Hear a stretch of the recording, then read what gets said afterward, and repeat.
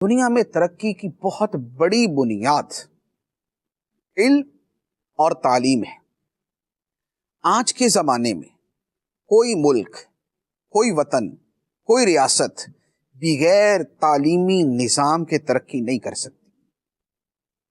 جنگ عظیم دوم میں، دوسری جنگ عظیم میں جاپان تباہ ہو گیا، ایٹم بم اس کے اوپر گرایا گیا، سب سے زیادہ تباہی کا سامنا اسے کرنا پڑا، لیکن اس کے کچھ ہی عرصے کے بعد وہ ترقی کی منازل طے کرتا ہوا وہاں پہنچ گیا کہ دنیا کا کوئی ملک ایسا نہیں کہ جہاں پر اس کی پروڈکٹس نہ ہو، جہاں پر اس کی بنی ہوئی چیزیں نہ ہوں، اس کی گاڑیاں نہ ہوں، اس کی الیکٹرانکس کا سامان نہ ہو۔ وجہ یہ ہے کہ جنگ کے بعد انہوں نے اپنا پورے کا پورا فوکس تعلیم پہ کر دیا۔ تعلیم جو دین اسلام کا بنیادی حکم، جو خدا کی پہلی وحی سے مستفاد، کہ رب نے پہلی وحی نازل فرمائی تو فرمایا اقرا بسم ربک الذی خلق، پڑھ اپنے رب کے نام سے جس نے پیدا کیا۔ تو اقرا پڑھنے کا رب نے پہلی وحی کے اندر فرمایا۔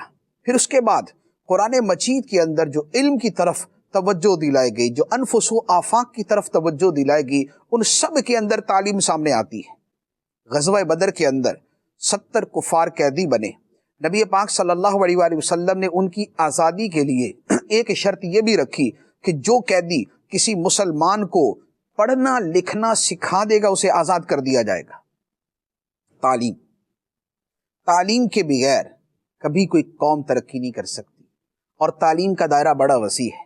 تعلیم کا مطلب یہ جو ہمارے اسکولوں کے اندر محض ٹاٹ کے اوپر بٹھا کے 2-4 لفظ سکھا دیے جاتے ہیں، یہ نہیں۔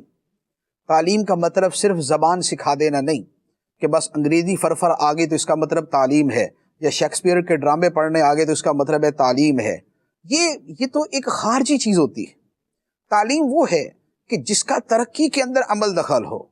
وہ تعلیم وہ معاشی بھی ہوگی، وہ معاشرتی بھی ہوگی، وہ فنی بھی ہوگی، وہ سائنسی بھی ہوگی، وہ ٹیکنالوجی کی بھی ہوگی۔ یہ تعلیم کے جتنے دائرے ہیں، میڈیکل کی تعلیم بھی ہوگی، اس کی تو قسمیں اتنی ہیں کہ جس کا شمار نہیں۔ ان سب تعلیمات پر جملہ جتنی سائنسز ہیں، ان سب پہ فوکس کرنا ہوگا۔ ہمارا اگر ہم اپنا تھوڑا سا بجٹ کے حساب سے دیکھیں تو ہمیں معلوم ہے کہ ہم تعلیم کے اوپر کتنا خرچ کرتے ہیں۔ ترقی یافتہ ممالک کا معاملہ یہ نہیں۔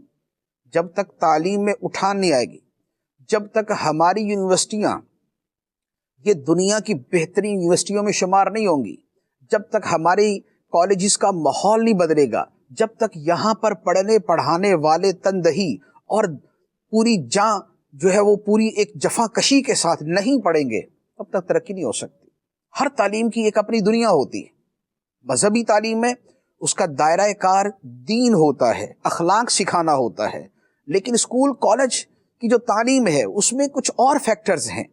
اب اگر ایک سائنس کی تعلیم ہے اور وہاں سے سائنسدان ہی نہیں نکل رہے، مدرسے سے مطالبہ کیا جائے گا کہ بھائی علماء تیار کرو، مفسر تیار کرو، محدث تیار کرو، فقیہ تیار کرو، مفتی تیار کرو۔ مدرسے تو کر رہے ہیں۔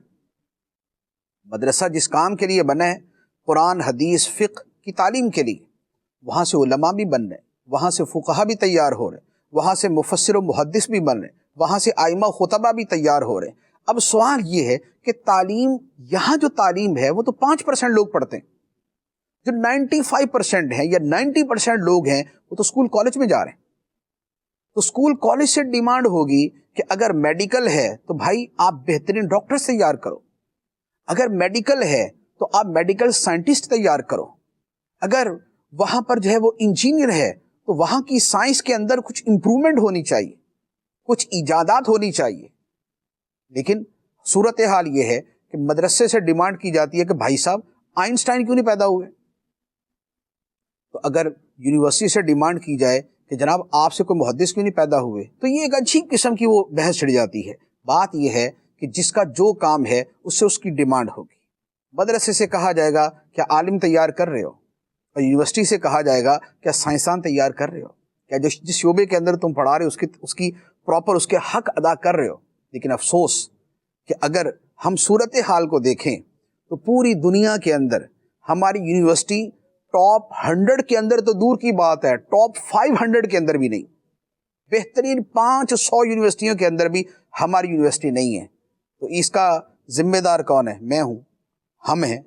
اس کی ذمہ دار تو متعلقہ آدمی ہوں گے نا، متعلقہ افراد ہوں گے، متعلقہ شعبہ ہوگا، وہ دیکھیں گے نا کہ آخر کیا وجہ ہے کہ ان کی یونیورسٹی اٹھان نہیں لے رہے۔ تو تعلیمی نظام کو بہتر کیے بغیر اور اس میں ہائبرڈ اپروچ جسے کہا جاتا ہے کہ ہر طرف سے اس کی بہتری کی کوشش کیے بغیر ملک ترقی نہیں کر سکتا۔